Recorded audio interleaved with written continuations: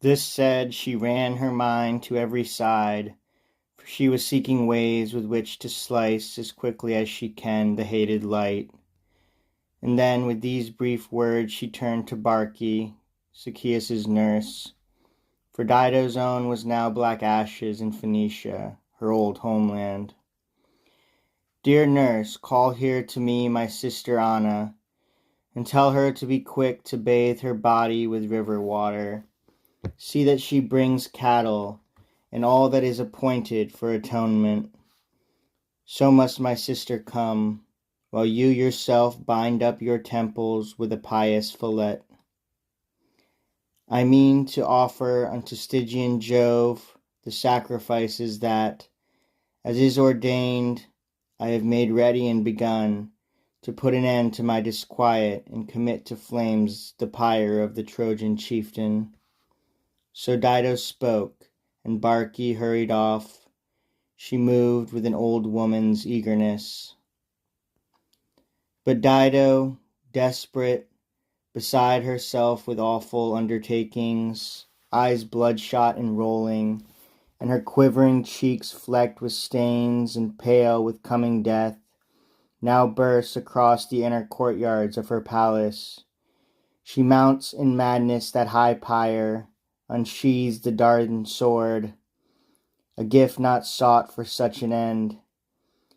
And when she saw the Trojans close in her familiar bed, she checked her thought in tears a little, lay upon the couch, and spoke her final words. O relics, dear while fate and God allowed, receive my spirit and free me from these cares. For I have lived and journeyed through the course assigned by fortune, and now my shade will pass illustrious beneath the earth.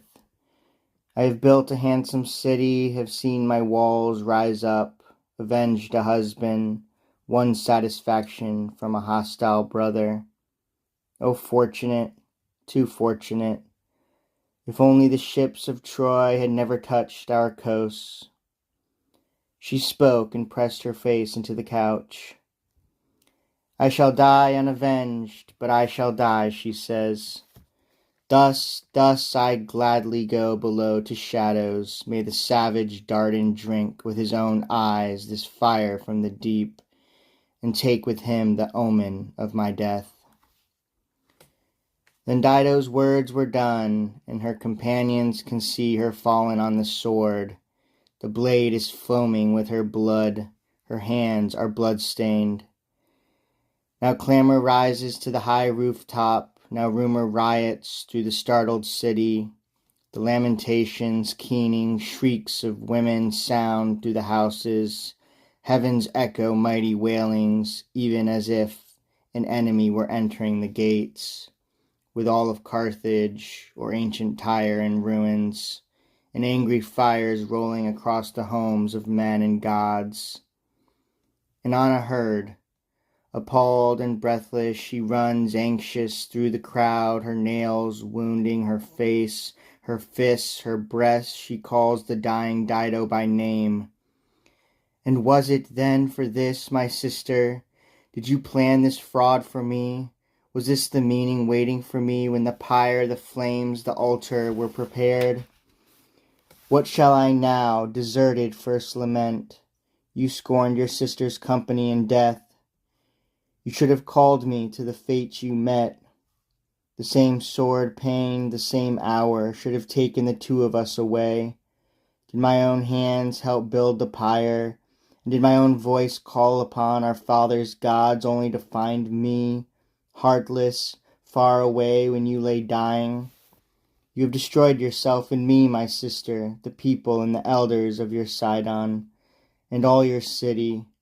Let me bathe your wounds in water, and if any final breath still lingers here, may my lips catch it up.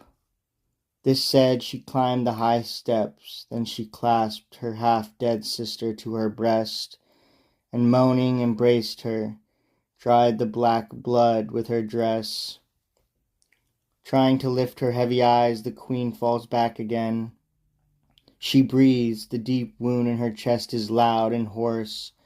3 times she tried to raise herself and strained, propped on her elbow, and 3 times she fell back upon the couch.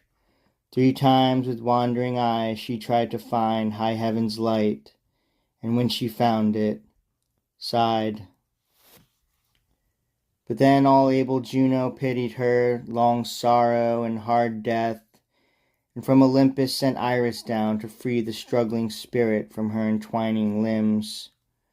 For as she died a death that was not merited or fated, but miserable and before her time and spurred by sudden frenzy, Proserpina had not yet cut a gold lock from her crown, not yet assigned her life to Stygian Orcus. On saffron wings, dew-glittering Iris glides along the sky, drawing 1,000 shifting colors across the facing sun. She halted above the head of Dido. So commanded, I take this lock as offering to Dis. I free you from your body. So she speaks and cuts the lock with her right hand. At once the warmth was gone. The life passed to the winds.